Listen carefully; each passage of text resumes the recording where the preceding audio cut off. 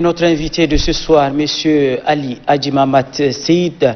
Ce soir, nous allons parler des projets de la nouvelle équipe de la CICIAMA. M. Ali Hadji Mahamat Seyid est d'ailleurs le nouveau président de cette institution. Merci encore d'avoir accepté notre invitation. Merci. Permettez qu'on plante le décor avec ce reportage consacré à l'élection, vous conduisant à la tête de la CICIAMA, et c'est signé Damgué Joël Lidné. Ali Hadji Mahamat Seyid de l'Alliance Consensus préside désormais à la destinée de la Chambre de commerce, d'industrie, d'agriculture, des mines et d'artisanat pour un mandat de 4 ans allant de 2020 à 2024. Il a remporté cette élection avec 65 voix des élus consulaires contre 41 pour son challenger Amir Adoudou Artine, candidat à sa propre succession.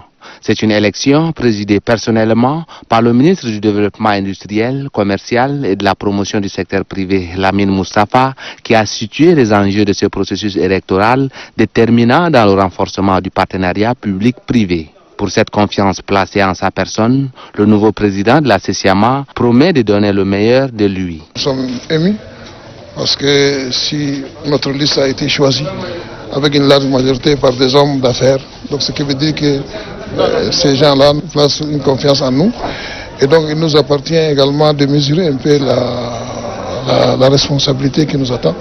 Parce que si on vous fait confiance, ce n'est pas juste pour vous faire plaisir, mais c'est aussi pour faire, ils attendent de nous un résultat. Félicitant le nouveau président, son prédécesseur a marqué sa disponibilité à lui apporter son soutien. Je pense que le résultat est là. Notre équipe a perdu, donc nous souhaitons bonne chance à la nouvelle équipe, tout en sachant que nous sommes élus consulaires et donc on va toujours participer avec eux aux travaux qui concernent notre chambre. Le climat d'entente et d'apaisement qui a prévalu au cours de cette élection augure sans nul doute un lendemain meilleur pour le secteur privé, l'évier du développement du Tchad. Monsieur Ali Hadji Mahamat Seyid, toutes nos félicitations à vous. Merci. Vous avez élu, c'est par rapport à votre projet que vous dites ambitieux. Quelle stratégie comptez-vous adopter pour faire de la CICIAMA un outil au service des hommes d'affaires tchadiens? Merci. Il faut rappeler que la CICIAMA doit normalement accomplir 3 points essentiels. D'être d'abord le crédit d'information à caractère économique pour notre pays, donc offrir un peu l'ensemble des informations nécessaires au secteur privé, jouer efficacement le rôle d'interface entre le pouvoir public et le secteur privé, et également servir de conseil au gouvernement. Donc pour effectivement jouer ce rôle de manière effective, il fallait effectivement mettre en place un certain nombre de choses. D'abord en passant un peu par le renforcement des capacités de la Chambre. Quand on dit renforcement de capacité, renforcement institutionnel, renforcement de ressources humaines, renforcement tout court. Mais également, il faut passer, pour arriver à renforcer, il faut également faire un renforcement des capacités de la Chambre à mobiliser ses ressources propres. Il ne faut pas toujours attendre toujours les subventions, parce que c'est avec les ressources qu'on peut, on est obligé de mobiliser des ressources pour faire les activités prévues. Et il faut également renforcer la capacité des acteurs. Et donc voilà un peu la stratégie que nous comptons mettre à travers ces 3 points que je viens de citer. On va arriver effectivement à atteindre ces objectifs. On espère bien.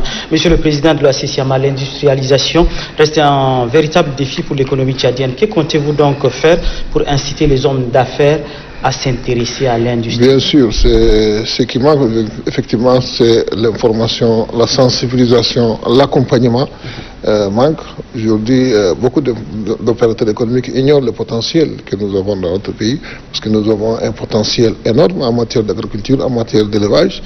Et donc, en essayant effectivement de mobiliser les opérateurs économiques autour de la Chambre de commerce, on peut effectivement arriver à inculquer cette dynamique dans l'industrialisation, parce qu'il ne faut pas oublier que le développement d'un pays passe par le développement du secteur privé, et nous sommes à la veille de la mise en œuvre qu'on appelle de la zone de libre-échange, et donc soit nous allons essayer de prendre des décisions, que ce soit du côté du gouvernement, que ce soit du côté des opérateurs économiques, pour essayer effectivement de se préparer à l'entrée dans ces grands marchés qui risquent de nous carrément de nous engloutir, de faire de nous des consommateurs si on n'essaye pas de se prendre. Donc nous allons effectivement aller très rapidement avec des projets, avec un programme concret avec le gouvernement, pour prévoir même un pacte, une convention carrément cadre avec l'État pour essayer d'aller plus vite. Merci. L'informel demeure la base de l'économie. Quelle stratégie? On va aller de stratégie en stratégie, Monsieur le Président. Oui. Quelle stratégie comptez-vous mettre en œuvre pour amener les acteurs du secteur informel à migrer vers le formel? Bien sûr, le secteur informel tchadien, c'est même une chance inouïe, parce que moi, je ne parle même pas d'impénage, je parle beaucoup plus de pépinières d'entreprises pour notre pays. Et donc, toujours en essayant, en travaillant avec la Direction générale des impôts, avec les autres structures de l'État, en mettant en place très rapidement un centre de gestion agréé pour essayer effectivement de recenser cette mine en quelque sorte pour notre pays et de les accompagner vers effectivement le secteur formel. Et donc effectivement nous avons des entreprises qui sont aujourd'hui en IGL, des entreprises qui sont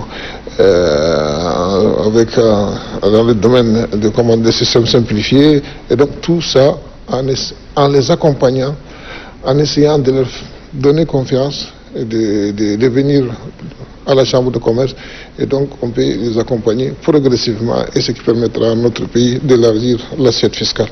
Vous venez de prendre les rênes de la CCIAMA. Quelle politique voulez-vous mettre en place pour le secteur agro-pastoral?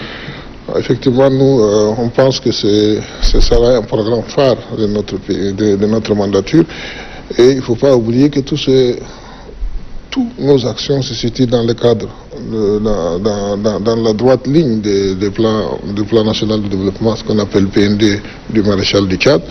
Et donc, il est effectivement indiqué que dans le cadre de ces programmes, surtout le volet de développement du secteur privé, la diversification de notre économie, l'augmentation de la production, et donc nous allons essayer de nous situer effectivement dans ce cadre-là, sensibiliser les opérateurs économiques, toujours, recenser ceux qui sont aujourd'hui en mesure d'aller vers ce volet, et discuter avec le gouvernement, avec le ministère de l'Agriculture, surtout dans le cadre de haut niveau, parce qu'aujourd'hui, le maréchal du Tchad nous offre une opportunité, une place dans le cadre des discussions, ce qu'on appelle le conseil présidentiel, et donc on peut effectivement discuter ce projet sous carrément la supervision du maréchal du Tchad.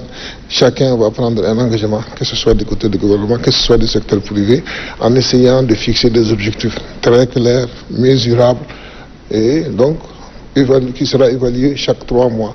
Qui a fait quoi? Et s'il y a un retard, il faut situer les responsabilités. Est-ce que c'est du côté du secteur privé ou c'est du côté de l'administration publique? Et ça nous permettra effectivement de développer très rapidement l'agriculture. Moi, je cite seulement deux points. Le riz. Aujourd'hui, nous consommons énormément de riz, mais nous avons également un potentiel énorme dans le domaine de production de riz. Aujourd'hui, nous avons des outils, nous avons des milliers de tracteurs qui ont été distribués. Il fallait essayer de rassembler tout ça pour qu'effectivement ça serve à la production. J'essaie également de citer aujourd'hui les sésames, aujourd'hui qu'on peut produire très facilement partout. Et je vous rappelle que cette année, par exemple, moi-même, j'ai lancé 1000 hectares de sésame. Et donc, c'est possible. C'est possible, avec un engagement clair, on peut arrêter très rapidement. Voilà un peu. Monsieur le Président, vous venez là de décliner les différents aspects de votre ambitieux projet. C'est vraiment ambitieux. Pensez-vous avoir les moyens de votre politique? Bon, les moyens de notre politique, bien sûr qu'avec l'aide de Dieu et la bonne volonté, on peut y arriver. Il ne faut pas oublier qu'il faut montrer aux opérateurs économiques qu'ils gagnent de l'argent. De toute façon, ce n'est pas du social pur. Un opérateur économique, il faut essayer de rassurer, de lui donner la possibilité de gagner de l'argent. Et nous, on va essayer de discuter avec les opérateurs en ces termes. Par contre, avec le gouvernement, nous allons également discuter pour dire effectivement que voilà, ce sont des activités qui peuvent avoir des caractères sociaux en réduisant la pauvreté, parce que ça crée de l'emploi, ça injecte de l'argent dans l'économie, ça crée de la valeur ajoutée. Donc on va essayer de discuter avec les deux parties, le secteur privé et le gouvernement, pour essayer d'aller plus vite. Pour finir, Monsieur le Président, quel message avez-vous à lancer à l'endroit des opérateurs économiques pendant que vous prenez les rênes de la CCIAMA? Bon, le message à l'endroit des opérateurs économiques, c'est très simple. Les opérateurs économiques doivent jouer un rôle très important dans ce pays. Ils ont une mission effectivement de création de recherche, une mission de création d'emplois. Et donc, il faut que les opérateurs économiques soient conscients qu'ils ont une responsabilité, presque de responsabilité publique à faire.